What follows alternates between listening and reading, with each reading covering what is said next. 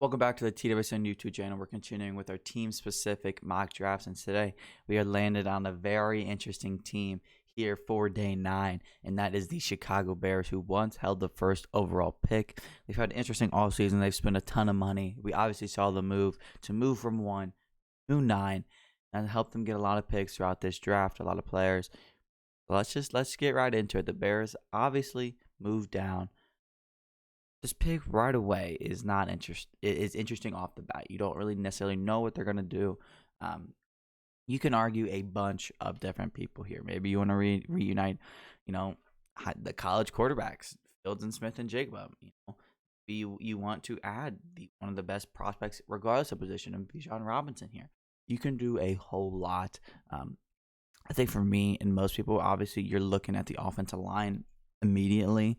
Um, and I think we're going to give Justin Fields one of his Ohio State guys, and that's Paris Johnson Jr., just too big of a position of need to pass up. Like, you can't be trying to go all in with your young quarterback and not make sure he's protected. I think there was probably some better players there on the board, but I think offensive line, you need to protect your young quarterback. Nothing can kill their confidence more than playing behind a terrible offensive line. And, good thing for them, there's still some good edge and defensive line depth throughout this entire draft that we'll see. Because as you can tell over here on the right, the Bears got a good amount of picks. We still have 1, 2, 3, 4, 5, 6, 7, 8, 9 picks remaining for the Bears. So 10 in total. Immediately, let's check out the defensive line. All these guys immediately are pretty fun for the Bears. So where do we want to go? What direction do we want to take? Let's go Isaiah Foskey here at 53. Really solid. He's like one of the most solid prospects in the draft. He doesn't like blow me away in any category, but every aspect of the game of football, you can just check the box. Maybe not to an elite level, but he is good to solid at every aspect you want in an edge rusher. There's some room for development, obviously, to hit a higher ceiling, but he is a very high floor, and those are the kind of guys the Bears need. And he has a pretty big position of need. But we're going to stay in the trenches. We're going to go Keanu Benton, another interior. Well, this is the first interior pass rusher. They need some juice. They need some help in the trenches. Nobody's going to shy away from that. Maybe, they'll continue to add some vets in that area. But for now, they haven't yet, and we're going to continue to draft like it. Even if they did, man, like, you need young players. You need people in those rooms forever. So I think those are 3 really good picks in the trenches to start the draft. And and to be honest with you, looking at the board, I'm not sure the trend's over, man. Joe Tippmann's looking pretty interesting here. So let's go ahead and do that. Go Joe Tippmann. An interior offensive lineman. Again, I know they've spent some money on the line a little bit, but you have a young quarterback. You need to protect him not only this year, but for the rest of his career. This is a very, very, very, very good start to the draft if you were a Bears fan. And I know, Chicago. Listen, hear me out here for a minute. I know trench picks aren't necessarily fun. They don't make draft night very exciting, but these are the type of drafts that you need when you have a young quarterback and when you've had the kind of offseason you guys have had. You need to build the trenches. And so far with these 4 picks, you have built the trenches for now and for the future with some high upside guys, with some high floor guys. This is a phenomenal start to the draft. Maybe the trenches are done. Maybe we'll double dip in a little bit. But now, these picks will be the ones people are more excited about just because that's just how life works. You have to build the trenches, and that's a phenomenal start to doing so with those first 4 picks.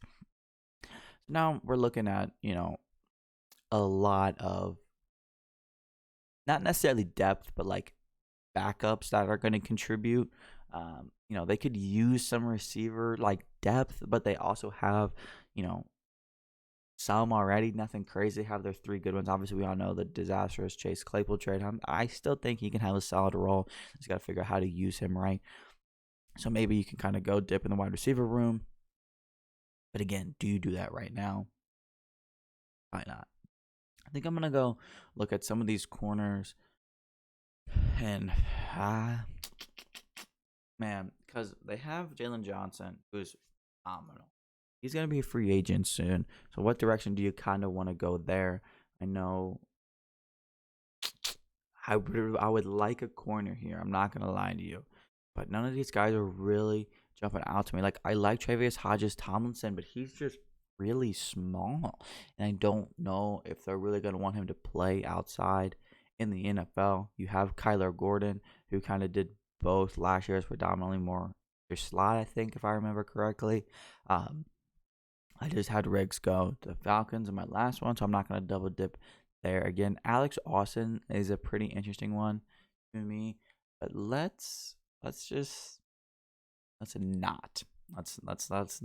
do that. And I'm gonna look again, like I said, to double dip in this defensive line room. Colby Wooden, let's just do that. Colby Wooden he's one of those guys that I'm okay double dipping with because he can provide you that outside flexibility. He's a really solid run defender. He's a pretty advanced prospect with, the terms of doing the little things, the run defense, some of this edge setting and doing all that stuff. He needs to develop a little bit as a pass rusher. But again, trenches. That's what the Bears need to do. You just need bodies there, and these are all talented bodies at that. So now I'm going to go back to the cornerback room, and I'm going to take a person. Regardless, let's go Mekhi Blackman. Mekhi Blackman is one of those corners that has done a lot throughout his college career. His PFF grades and his production has been very, very good. Might be a little early for him, but I don't really care. He's good. He's very, very good. 133. The Bears, it's not a massive need. We've already hit on a lot of their needs. I'm actually going to double dip. I'm going to go Alex Austin from Oregon State there as well. Another thing I like about him and the fit necessarily with the Bears is just he's, for a corner, he's been very versatile throughout his college career. He's played some receiver, played some corner. He's a really good kick returner. He's just really solid, guys. Got some height to him. The Bears need some talent and some athleticism in that secondary, in the quarterback room specifically. And I think, Blackman and Austin kind of really helped there. I know the simulators aren't necessarily loving those last 3 picks, but again, Bears have a lot of picks. They're not going to draft studs time and time again. They need to fill out rooms. They need to get depth. This isn't a draft that's going to, now, yes, there's drafts that can really just turn your franchise around, but the Bears feel like they've already had it. They got their franchise quarterback. They're spending in the offseason. They're adding players via trade. Now, we're going to get some needs. Boom. All these picks have filled out needs, but the first 4 picks have filled out needs phenomenally. Now we're adding some talent and needs. We're doing a little bit of everything here for the Bears. We're going to continue to do that throughout because that's how you build a good football team. And I think Ryan Poles, he's had an interesting start from just from a fan perspective. He's, he'll make a move that people are like, Ryan, what are you doing? And then his next move will seemingly make up for it, and it's fantastic. And that's kind of a trend that's continued with him. As long as he keeps making these good moves, I don't think people will care too much. But we got 3 picks left here. 3 picks left here for the Bears.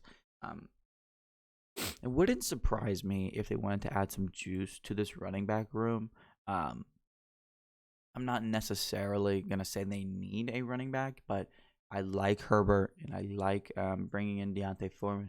Those are 2. I know Herbert can make a lot of people miss, but he doesn't necessarily have that long speed, that spark, that he could do a little bit of everything. But I still wouldn't surprise me if they brought in a better back to complement him or Deontay Foreman in the long haul. Specifically, Sean Tucker is a very fun one. Let's go ahead. I'm gonna go ahead and I like that Sean Tucker value there. Again, I don't necessarily think he's gonna blow people away, but he's just a good complement to the style of backs that they have. I'm not necessarily saying they need to go out and draft a running back, but if they were to target a running back, I think it's when you have a guy like Sean Tucker, who was, this is just their rankings, but their 100th ranked player is here at 148. Those are times where I think you could see the Bears take advantage of needing a running back. Again, they don't necessarily need a running back. I think adding a running back that can complement from their skill sets does make sense. I know they added Travis Homer as well. Again, need some futureness. You need some upside to everything, and that's what they did there. And tight end is another one that's a little interesting to me, just because, they're gonna have to pay some people. I know Cole Kmet's gonna be a free agent relatively soon. I brought some guys in, but it's just they still kind of need um a future plan there. I mean, obviously, you'd hope to be able to retain Kmet, but if not, let's go ahead and take a shot on Josh Wiley just because he's probably the best. And he's definitely probably the best pure pass catching tight end. And if you're adding a weapon down here on the board, I think I'd want to add a nice pass catching tight end. Because even if Met stays, they kind of complement each other pretty well. Met can do a little bit of everything, so having them both on the field would be pretty fun. Last pick, I want to add some. I mean, I don't think Trey Tucker will be there. So let's go a different direction. I'm gonna go ahead and give him Darius Davis. Darius Davis, really fun to me just because he's got a lot of juice in his game, and he is probably the best returner in the draft. And you're looking for people in the late rounds that can really just provide a role on your team, and that's what he does. Darius Davis is gonna be an electric kick returner in the NFL. That wraps it up for the Bears. And again, like I said, Bears fans, hear me out. Listen to me. The way your free agency went, the way your offseason has gone so far, you've done an okay job at addressing, the other positions of needs, but we have to attack the trenches at some point. And this draft does that phenomenally well. Phenomenally well. And then you still get some depth at the cornerback room. You still get a fun running back, receiving, tight end. You hit all assets of your needs for the now and for the future with some good prospects. It's a fun time to be a Bears fan, man. It really is. You got your quarterback. You just traded for DJ Moore. You got a lot going on over there. Continue to be excited, and hopefully this draft will continue to excite you as well. That wraps up our Bears team-specific 7-round mock draft on day 9. Make sure you don't miss your team's 7-round mock draft as we count down until the NFL draft. And if you don't want to miss out, make sure you're following along on all TWSN social medias. Looking forward to seeing you guys again here on the TWSN YouTube channel.